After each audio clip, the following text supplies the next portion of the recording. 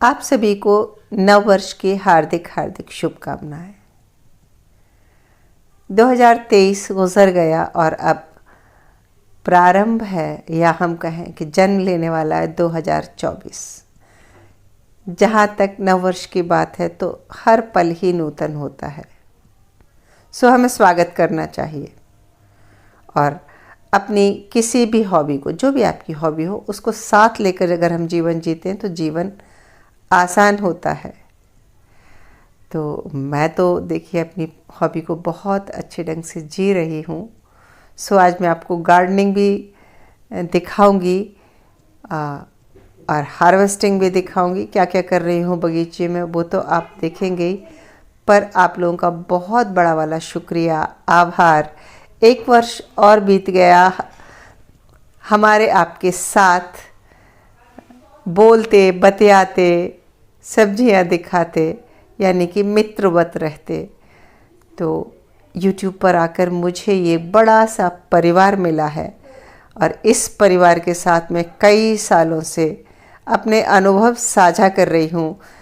आपको शायद लगता होगा कि मैं सिखा रही हूँ, पर ये सच नहीं है।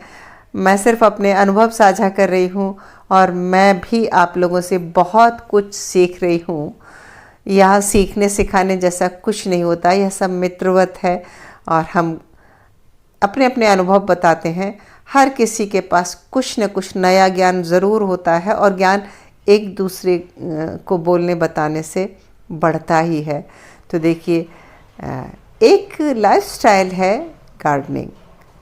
आप बागवानी करें या आप पेंटिंग करें या आप ट्रैवलिंग करें, आप जो भी आपका शौक़ हो, अगर आप उसे शिद्दत से करेंगे तो आपको एक सेटिस्फेक्शन मिलेगा और आपको उसका परिणाम भी मिलेगा।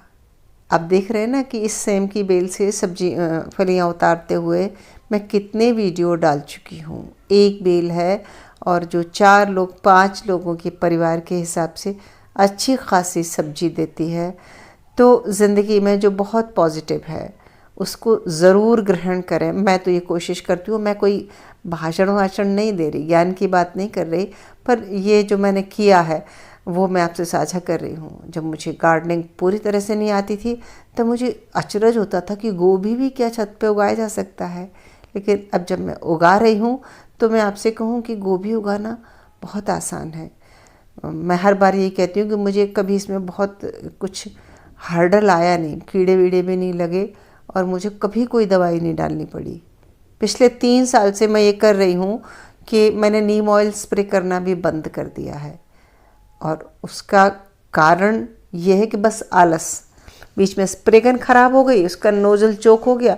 नीम ऑयल स्प्रे करने से अगर उसको टाइम पर धो के नहीं रखें तो उसका नोज़ल चोक हो जाता है क्योंकि तेल जम जाता है।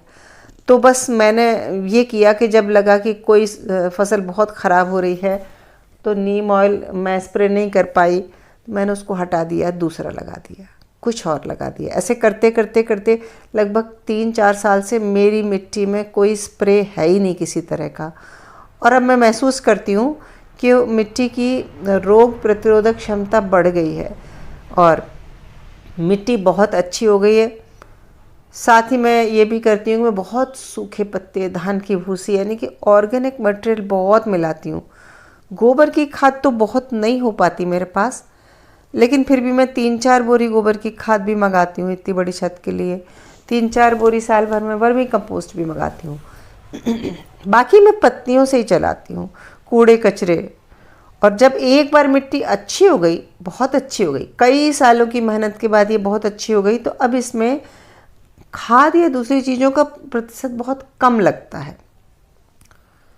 तो आप लोग भी अगर कर रहे हैं ना बागवानी तो बड़े शांत मन से कीजिए, बहुत सारी एक्सपेक्टेशन हटा कर कीजिए। ऐसे नहीं बस मिट्टी पर काम कीजिए, 2 चीज़ हो गई, 4 चीज़ हो गई, धीरे धीरे धीरे आपकी मिट्टी भी बढ़ जाएगी, आपका अनुभव भी बढ़ जाएगा और आप एक अच्छे ढंग से गार्डनिंग करने लगेंगे।